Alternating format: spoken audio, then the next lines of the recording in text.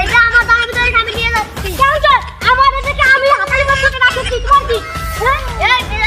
এলি তুই কে বলে